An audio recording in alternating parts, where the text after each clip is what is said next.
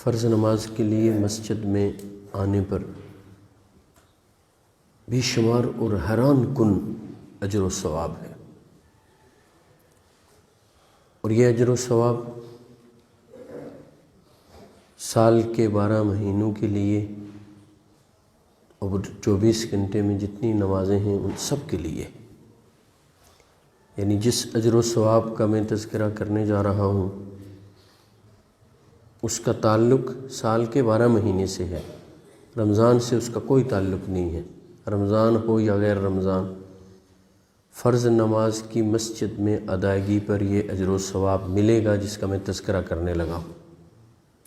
پہلی حدیث امام ابو داود اور امام ابن حبان اس کو بیان کرتے ہیں حضرت ابو امامہ رضی اللہ تعالی عنہ سے، رسول اللہ صلی اللہ علیہ وسلم نے فرمایا: من خرج من بیتہ متطہرا الی صلاۃ مکتوبہ فاجرہ کاجر الحاج المحرم او کما قال صلی اللہ علیہ وسلم۔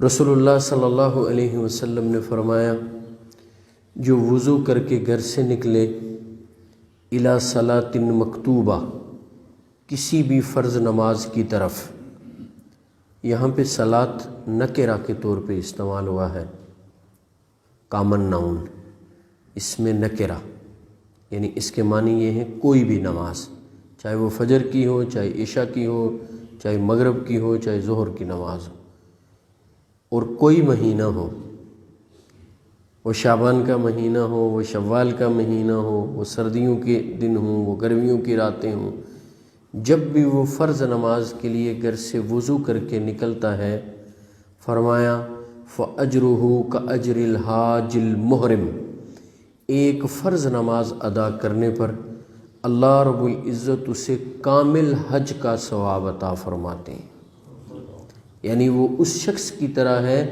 جو احرام باندھ کر بیت اللہ کا حج کرتا ہے، جو احرام باندھ کر حج کرتا ہے، اس محرم کے اجر و ثواب کے برابر ایک فرض نماز کا کسی علاقے کی مسجد میں، کسی موسم میں، کسی مہینے میں ایک نماز کی ادائیگی پر یہ اجر و ثواب ہے، اور یہ بات پکی ہے، یعنی میں نے آپ کو صحیح حدیث کی روشنی میں بات بتلائی ہے، انتہائی مستند، جس میں کوئی شک نہیں۔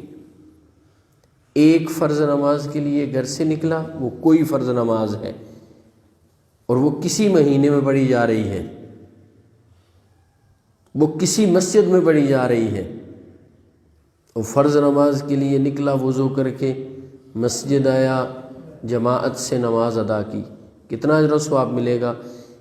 اس شخص کے برابر جو احرام باندھ کر حج کا فریضہ ادا کرتا ہے، ایک فرض نماز، اور اگر 5 پڑھے تو 5 مقبول حج کے برابر اجر و ثواب، کامل و اجرہ ہی، اس کی شرح میں لکھا ہے کامل و اجر، مکمل اجر و ثواب ملتا ہے۔ اور حج مبرور کا کیا اجر و ثواب ہے؟ لیس لہ جزاء الا الجنہ، حج مبرور کا اجر و ثواب اور بدلہ جنت کے علاوہ کچھ نہیں ہے۔ ایک اور خوبصورت حدیث سناتا ہوں، رسول اللہ صلی اللہ علیہ وسلم نے فرمایا، امام ابن حبان اور غالباً امام ابو داود بھی کچھ الفاظ کے اختلاف کے ساتھ، یعنی الفاظ مختلف ہیں، مفہوم یہی ہے، حدیث کو بیان کرتے ہیں۔ میں جو الفاظ آپ کے سامنے پیش کروں گا وہ امام ابن حبان نے بیان کیے ہیں۔ رسول اللہ صلی اللہ علیہ وسلم نے فرمایا،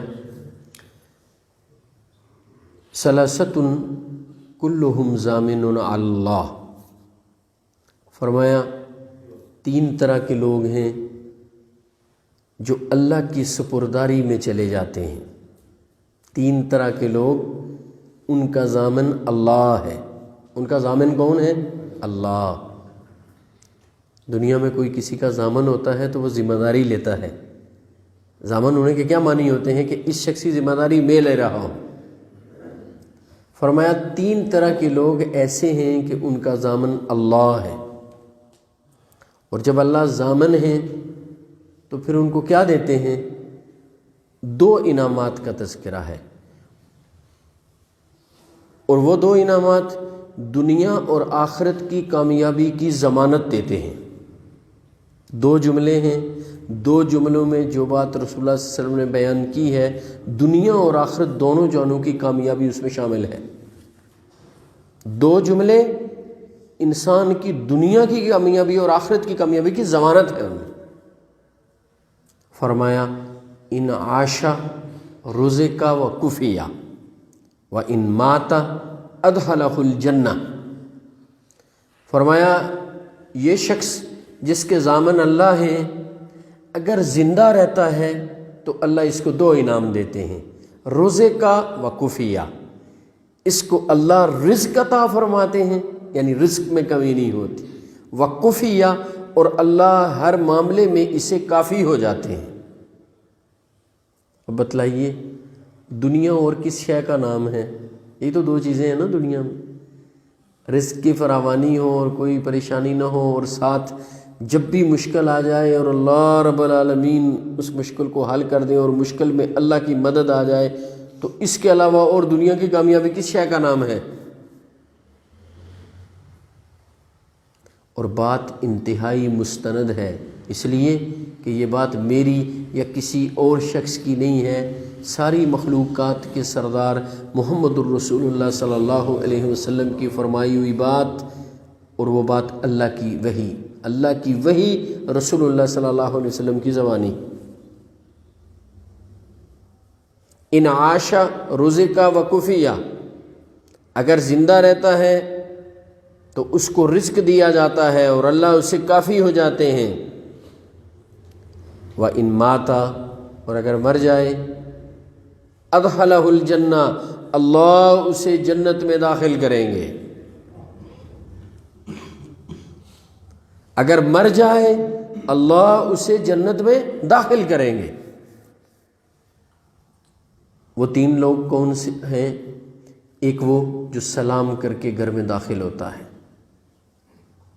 ایک وہ جو اللہ کے راستے میں جہاد کے لیے گھر سے نکلتا ہے، اور ایک وہ وَمَنْ خَرَجَ إِلَى الْمَسْجِدِ فَهُوَ ضَامِنٌ عَلَى اللَّهِ، اور تیسرا وہ شخص ہے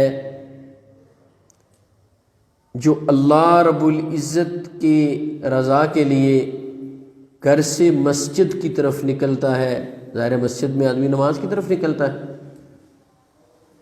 جو گھر سے نکل کے مسجد کی طرف آتا ہے، اللہ رب العالمین اس کے ضامن ہیں، یہ اللہ کی سپرداری میں چلا جاتا ہے۔ تو آپ اندازہ لگا لیجئے کہ جو مسجدوں میں مسلسل جماعت کے ساتھ نماز کی ادائیگی کا اہتمام کرتے ہیں اور 12 مہینے یہ اہتمام کرتے ہیں، تو انہیں دنیا اور آخرت میں کامیابی کی بشارت دی گئی ہے۔ ایک اور حدیث سناتا ہوں۔ جب آدمی فرض نماز کے لیے گھر سے نکلتا ہے تو جو پہلا قدم گھر سے باہر رکھتا ہے، دروازے سے نکلا، بسم اللہ توکلت علی اللہ لا حول ولا قوت الا باللہ، یہ دعا پڑھ کے پہلا قدم رکھا، خطوۃ تمحو سیئہ، پہلا قدم نیچے رکھا، ایک گناہ مٹ گیا، ایک گناہ مٹ گیا۔ اب دوسرا قدم رکھا، وخطوۃ تکتب لہ حسنہ، دوسرا قدم رکھا، اس کے نامہ اعمال میں ایک نیکی لکھ دی جاتی ہے۔ پہلا قدم نیچے رکھا، پہلا قدم رکھا، گناہ مٹ گیا، دوسرا قدم رکھا، نیکی اعمال نامے میں لکھ دی گئی، ذاہبم و راجعا او کما قال صلی اللہ علیہ وسلم۔ اور اس کو یہ انعام صرف جانے پر نہیں ملتا، جانے پر اس کے 100 قدم ہیں تو 50 گناہ معاف اور 50 نیکیاں مل گئیں، جانے تک نہیں ہے، ذاہبم و راجعا، جانے اور آنے دونوں کو شمار کیا گیا ہے۔ جاتے ہوئے بھی 100 قدم جاتے ہوئے ہیں، 100 آتے ہوئے ہیں، کتنے ہو گئے؟ 200۔ 100 گناہ مٹ گیا، 100 نیکی لکھ دی گئی۔ یہ نماز کا اجر و ثواب نہیں ہے، نماز کے لیے آنے کا اجر و ثواب ہے۔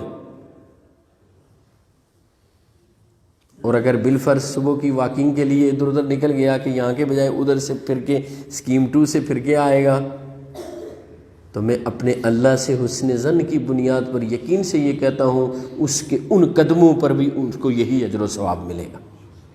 اس لیے کہ آدم کے بیٹے کو یہ حکم ہے کہ اللہ سے ہمیشہ حسن ظن رکھے۔ وہ جو گمان اللہ سے رکھے گا، حالانکہ وہ اس کے فالتو قدم اپنے واکنگ کے ہیں، لیکن کوئی بات نہیں، انشاءاللہ اللہ کے ہاں جب وہ نماز کے لیے آیا ہے تو وہ واپس اس راستے بھی گر جائے گا، اللہ رب العالمین اسے یہ اجر و ثواب عطا فرمائیں گے۔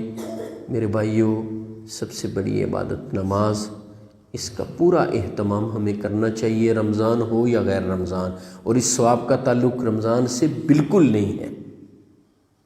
یہ اجر و ثواب رمضان میں بھی ہے، شعبان میں بھی ہے، محرم میں بھی ہے، سردیوں میں بھی ہے، گرمیوں میں بھی ہے۔